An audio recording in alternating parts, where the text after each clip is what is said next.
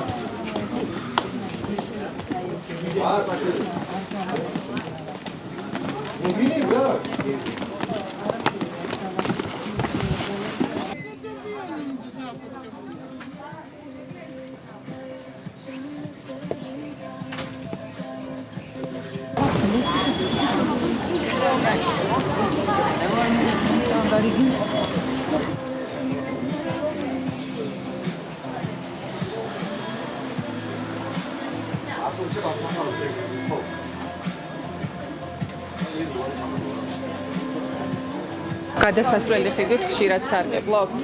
კი, მთელი ცხოვრება აქ დავყივა. ანუ აქ ცხოვრობთ და ხშირად გიწევთ, ხო? კვირაში 2-ჯერ 3-ჯერ. დამაკავშირებელი, რა თქმა უნდა, ბაზრობასთან, საბაჭრო ობიექტებთან. რამდენი წელია, რაც აი ასე არის ამ მდგომარეობაში დიდი ხანია? 115 წელი. ეს მაღაზიები რამები არ იყო, ცარიელი იყო ეს ხელი. და დაახლოებით ალბათ 1 და მაქსიმუმ 1 წელი წადია რა ეგრე. მე ესე მახსოვს. რა უნდა ვიფიქრე? არაფერს. კარგია.